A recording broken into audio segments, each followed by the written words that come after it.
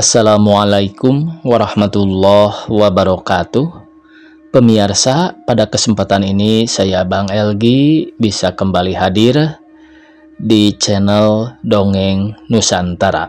Pada kesempatan ini saya akan membawakan cerita Purbasari Ayuwangi atau Lutung Kasarung. Penulis yaitu Bapak A.Y. Prosidi, diterbitkan oleh PT Dunia Pustaka Jaya tahun 1972. Terima kasih kepada semua subscriber yang selalu setia mengikuti. Selamat mendengarkan. Negara Pasir Batang anu girang adalah sebuah negara yang subur makmur, kertara haja gemah ripah loh jinawi. Negara ini menjadi pusat tujuan para pedagang dan menjadi tempat para petani merasa betah. Para pedagang kaya raya dan senang-senang belaka dengan tentram dan aman. Mereka menjalankan perniagaannya. Para petani pun makmur dan bersuka hati, ladangnya luas-luas dan tanamannya subur menjadi. Ternaknya pun banyak berkeliaran di tegalan dan hutan yang menghijau pada sepanjang tahun. Air mengalir di seluruh penjuru, jernih serta banyak mengandung banyak ikan. Para penduduk hidup dengan berkecukupan. Bahaya kelaparan tidak pernah terjadi. Bahkan persediaan makanan setiap tahun bersisa berlimpah-limpah. Kesenian maju dengan pesat di setiap malam di seluruh kerajaan. Terdengar suara suling serta kecapi, menandakan kesenangan hati. Gunung dan lembah dipecahkan oleh suara tembang yang meninggi ke langit, memberi suasana syahdu dan malam sunyi. Istana terletak di ibu kota yang resik dan sangat menarik hati para pendatang untuk menetap. Ibu kota itu terletak di sebuah bukit yang terbentuk punggung kura-kura. Tanahnya rinduh dan tanamannya selalu menjadi. Kemegahan negara nampak pada istana dan bentuk kota istana di lingkungan taman indah tak bertara. Udara sejuk serta nyaman dengan bangunan-bangunannya yang megah serta gagah, selaras dengan keadaan alam sekitar yang menyedapkan pemandangan. Jalan di seluruh kerajaan dialasi dengan batu koral dan pasir begitu teratur menjulujuri negeri. Di kiri kanan jalan pepohonan, bayangan tinggi menjulang rapi serta terpelihara teduh menaungi orang-orang yang sedang dalam perjalanan. Adapun negara Pasir Batang anu girang itu adalah sebuah kerajaan. Rajanya seorang arif bijaksana bergelar Prabu Purbanegara. Bagindalah yang mendirikan kerajaan itu. Prabu Purbanegara seorang yang welas asih dan sangat memperhatikan rakyatnya. Kepentingan dan keperluan rakyat senantiasa Baginda dahulukan. Karena itu rakyatnya pun sangat berbakti kepada Baginda. Kebaktian yang lahir dari hati yang tulus dan ikhlas, bukan lantaran takut melarikan, karena kesadaran dan kerelaan semata. Keadilan serta kebijaksanaan Sang Baginda harum semerbak. Banyak orang dari negara-negara lain yang kebetulan diperintah oleh seorang raja yang lalim dan terlalu mementingkan dirinya sendiri pindah serta kemudian menetap di kerajaan Pasir Batang anu girang, bersembah di bawah naungan kasih sayang Baginda Prabu Purbanegara. Keadilan Sang Baginda menyebabkan orang-orang tidak suka untuk berbuat tak jujur. Para kawula kerajaan patuh serta taat. Tidak ada yang berani berbuat aniaya terhadap rakyat. Tidak ada yang berani melakukan pemerasan dengan menyalahgunakan kekuasaannya. Tidak ada pejabat kerajaan yang berbuat sewenang-wenang dengan mengandalkan kedudukannya yang tinggi. Para johan pahlawan mengabdikan dirinya untuk kepentingan rakyat belaka. Pedang serta anak panah mereka tidak pernah salah diamankan kepada orang-orang yang selalu mereka lindungi. Kehidupan dalam negara sangat tentram, orang tidak ada yang sudi merampok atau mencuri karena sudah merasa cukup, senang serta puas dengan apa yang telah didapat. Segala kebutuhannya untuk hidup telah tersedia, maka buat apa pula berbuat tidak jujur? Telah hampir 30 tahun Baginda duduk di atas tahta, usianya pun sudah lanjut, sudah lewat setengah abad. Meskipun roman mukanya nampak masih segar serta sehat, tubuhnya nampak kekar, matanya tajam berpengaruh, menyinarkan kesucian hati dan kearifan dengan dinaungi alis kasih sayang. Misai Baginda sangat terpelihara, kini warnanya seperti kapas yang mulus, putih ngeplak. Garis-garis selingkar mulutnya menunjukkan keteguhan dan ketetapan hati. Kerutan-kerutan pada kening memperlihatkan pengalamannya amat banyak. Kendati pun sudah menjadi kebiasaan yang diadatkan oleh para raja, mempunyai permaisuri lebih dari satu, serta di samping itu masih pula mempunyai selir, namun Baginda Prabu Purbanegara merasa cukup dengan seorang permaisuri saja. Permaisuri itu bernama Niti Suari dan telah hidup bersama Baginda sejak masih muda, ketika Baginda belum mendirikan kerajaan Pasir Batang Anu Girang. Walaupun usianya telah lanjut, dari wajahnya orang masih melihat garis kecantikan masa mudanya. Rambutnya telah putih ngeplak, demikian juga alisnya. Namun matanya masih tetap bercahaya dan menyinarkan pengaruh yang menenteramkan kalbu setiap orang yang memandangnya, yakni sinar penuh welas asih dan kasih sayang. Dengan sang permaisuri, Baginda Prabu Purbanegara memperoleh 7 orang putri tanpa seorang pun putra. Terkadang hal itu menyebabkan Baginda merasa berduka, namun jika perasaan ini melamun hatinya, Baginda segera sadar bahwa hal itu telah ditakdirkan Sang Rumuhun kepadanya. Tidaklah Sang Rumuhun telah menetapkan nasib manusia, dan manusia hanya menerima apa yang sudah diperolehnya dengan penuh terima kasih. Maka Baginda pun segera pula menenangkan hati, menjauhkan pikiran yang bukan-bukan, dan membersihkan diri dari keinginan-keinginan nafsu. Putri yang sulung bernama Nyimas Purbalarang, ia sudah berangkat dewasa, malah sudah memilih kekasih calon teman hidup, meski belum diresmikan oleh kerajaan. Namun dalam kerajaan Pasir Batang Anu Girang tidak ada seorang pun juga yang tidak mengetahui bahwa Indrajaya adalah kekasih putri Nyimas Purbararang. Putri yang kedua bernama Nyimas Purba Endah, yang ketiga bernama Nyimas Purba Dewata, keempat dinamakan Nyimas Purba Kancana, lalu kelima disebut orang Nyimas Purba Manik. Selanjutnya yang keenam oleh ayah bundanya diberi nama Nyimas Purba Lewih. Sedangkan yang ketujuh, yakni putri bungsu tumpuan kasih sayang orang tua, mendapat nama seindah yang empunya, yaitu Nyimas Purbasari Ayu Wangi. Putri bungsu Nyimas Purbasari Ayu Wangi usianya agak jauh berbeda dengan keenam kakandanya. Ia baru berusia 13 tahun dan boleh dikatakan masih kanak-kanak. Meskipun demikian, kecantikan serta kejelitaannya nampak jauh mengatasi keenam kakandanya. Kemilau laksana permata yang memancurkan cahaya. Ya, keenam kakandanya pun cantik-cantik pula, bahkan kecantikan mereka pun sukar dicari bandingannya. Tetapi Purbasari adalah yang tercantik dari semua putri yang cantik-cantik itu.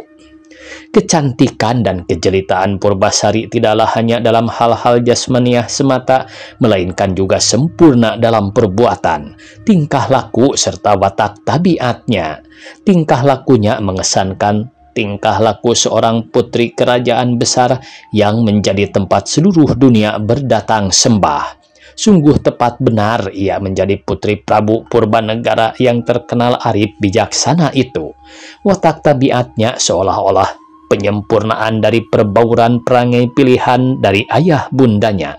Perbuatannya seakan-akan senantiasa didorong oleh kasih sayang serta welas asih yang murni kepada sesama manusia, tulus, ikhlas, dan penuh pengorbanan. Berlainan dengan keenam kakandanya, terutama dengan kakandanya yang sulung Nyimas Purbararang, Purbasari tidak senang menerima sanjungan pujian. Ia suka berbuat baik, namun untuk itu ia sama sekali tidak menghendaki pujian atau sanjungan dari siapapun. Ia melakukan hal itu semata karena dianggapnya sebagai kewajiban terhadap sesama makhluk sang rumuhun.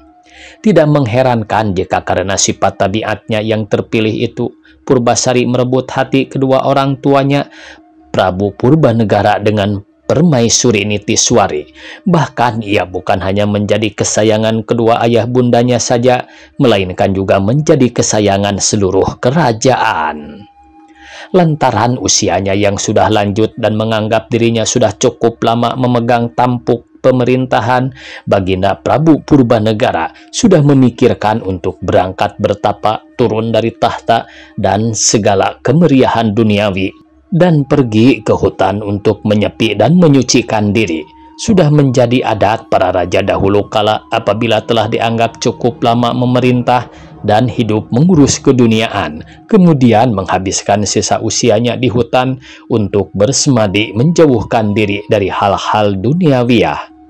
Apabila sudah meninggalkan tahta, Baginda akan melepaskan seluruh perhatian dari soal-soal kerajaan dan pemerintahan. Hanya jika negara menghadapi masalah yang sulit terpecahkan, orang-orang akan mencari Ratu Sepuh untuk meminta nasihat dan petunjuk. Lama benar Baginda Prabu Purbanegara menimbang-nimbang maksudnya untuk mengundurkan diri itu. Jika Baginda mengundurkan diri dari tahta, tentu Baginda mesti menunjuk salah seorang putrinya untuk duduk di atas tahta kerajaan, guna menggantikannya memerintah kerajaan Pasir Batang anu girang. Diam-diam Baginda sering memperhatikan ketujuh orang putrinda. Baginda tahu seorang dari mereka kelak mesti memangku tahta singgasana kerajaan dan memegang tampuk pemerintahan. Tidak boleh tidak. Namun, siapakah yang tepat untuk menjalankan tugas yang tidak ringan itu? Putri sulung Nyimas Purbararang memperlihatkan kepintaran dalam memberi perintah dan mempengaruhi orang lain. Namun ada nampak cacat yang mencolok dari tabiat putri sulung itu, yakni sifatnya yang selalu hendak menang sendiri, tak mau mengalah. Tidak mau teratasi oleh orang lain dalam segala hal. Kepintarannya dalam mempengaruhi orang lain disalurkannya untuk mencapai kepuasan dan kepentingan dirinya sendiri semata. Kalau perlu ia berani melakukan perbuatan-perbuatan kasar dan tercela, asal ia tahu bahwa jalan itu akan menyebabkannya mencapai segala keinginannya. Sifat ingin menang sendiri bagi seorang pemegang tampuk sungguh tercela. Kedudukan raja justru menuntut kesediaan untuk mengalah, kesediaan mendengarkan kehendak orang lain yang menjadi kawula di atas keinginan-keinginan orang lain. Seorang raja harus menempatkan kepentingan rakyat di atas kepentingan dirinya sendiri. Kebijakan putri sulung Nyimas Purbararang dalam hal berkata-kata dipergunakan untuk memerintah dan memberi titah orang dengan sesuka hati. Sedangkan seorang raja menurut hemat Prabu Purbanegara bukan hanya mesti bijak memberi dan mengeluarkan perintah atau pelaturan, melainkan harus memberi teladan yang baik kepada rakyatnya. Contoh suri tauladan yang baik lebih besar artinya dari tangan besi yang memaksakan perintahnya supaya ditaati. Dan contoh-contoh yang baik ini hampir belum pernah diperlihatkan oleh Nyimas Purbararang. Sementara itu telah Baginda perhatikan pula bahwa putrinda sulung Nyimas Purbararang terlalu memperturutkan kemauan sendiri saja. Ia kurang mempertimbangkan secara matang apakah keinginan-keinginannya itu baik atau buruk. Ia juga kurang mempertimbangkan apakah perintah yang dikeluarkannya itu adil dan bijaksana. Apakah peraturan yang dikeluarkan itu akan membawa manfaat bagi rakyat dan negara? Sedangkan seorang raja, menurut pendapat Prabu Purbanegara pula dalam berkata dan mengeluarkan perintah serta bertindak, mesti menimbang dan memikirkan apa serta bagaimanakah akibatnya pada rakyat dan negaranya. Kelima putri yang lain pun tidak pernah menunjukkan bahwa mereka memiliki bakat untuk menjadi raja. Tidak ada tanda-tanda bahwa mereka akan mampu memegang tampuk pemerintahan. Mereka tidak memperlihatkan kepribadian yang kuat, lantaran kepintaran kakandanya yang sulung. Kelima mereka tiada ubahnya dayang-dayang saja yang mesti dengan patuh menjalankan segala perintah, baik atau buruk, benar ataukah salah. Mereka senantiasa mandak menerima perintah. Adakah kurang, bahkan sama sekali tidak baik bila seorang raja tidak menunjukkan wibawa serta kekuatan pribadi sendiri? Adalah tidak baik jika seorang raja tidak mempunyai pokal serta kehendak sendiri. Seorang raja mestilah mempunyai keinginan-keinginan sendiri yang baik untuk memperhatikan kehidupan rakyat dan negaranya. Seorang raja mestilah bisa menimbang apakah pikiran salah seorang pembantunya itu baik atau buruk untuk dijalankan. Ia tidak boleh merupakan sebuah golek yang senantiasa mengikuti kehendak yang disodorkan orang lain.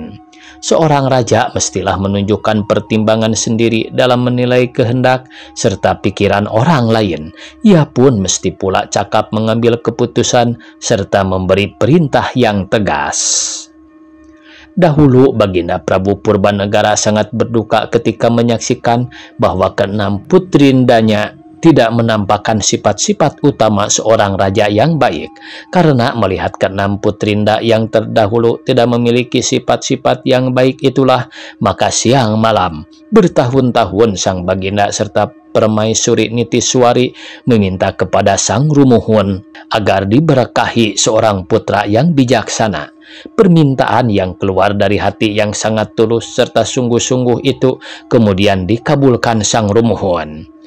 Permaisuri Nitiswari mengandung pula, namun tatkala sudah tiba saatnya melahirkan, bukan seorang putra yang lahir, melainkan seorang putri pula. Itulah putri bungsu yang diberi nama Nyimas Purbasari Ayuwangi. Melihat bahwa seorang putri pula yang diberikan Sang Rumuhun, sadarlah Baginda bahwa salah jika ia terlalu keras meminta, sedangkan Rumuhun tidak menghendakinya. Perubahan seperti itu seolah-olah menunjukkan ketidakpuasan akan pemberian Sang Rumuhun yang sesungguhnya tidak ternilai itu. Seolah-olah masih merasa belum cukup dengan pemberian Sang Rumuhun yang tak terperikan, maka Baginda pun menyesal oleh perbuatannya yang lalu.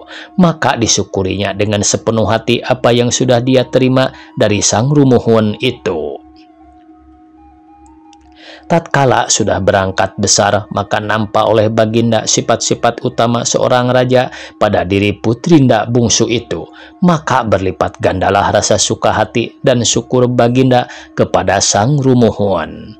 Sungguh maha pemurah Sang Rumuhun, karena meski bukan seorang putra, namun apa yang Baginda harap menjadi sifat tabiat raja dapat Baginda lihat pada diri putrinda yang bungsu itu. Dalam diri dan sifat tabiat putri bungsu Nyimas Purbasari Ayuwangi, Baginda melihat kepribadian yang membuat orang-orang tunduk serta patuh. Kepatuhan serta ketaatan yang bukan karena merasa takut atau terpaksa, melainkan karena rasa ikhlas atau perasaan mengabdi yang tulus. Yang lebih menyenangkan Baginda adalah perilaku Purbasari sendiri. Ia tidak senang hanya memberi perintah dan lebih suka melakukan sendiri segala sesuatu. Raja yang suka memberi contoh dengan perbuatan baik tidak usah memberi perintah, karena segalanya akan dijalankan rakyat yang mencontoh perbuatan rajanya. Lantaran itu, tatkala Baginda telah tiba saatnya untuk mengundurkan diri menjadi pertapa dalam hutan, hendak menyucikan diri, Baginda Prabu Purbanegara merasa tetap hati, tidak merasa cemas dan khawatir. Baginda telah melihat bahwa orang yang akan menggantikan Baginda benar-benar akan menjalankan kewajiban dengan baik sekali.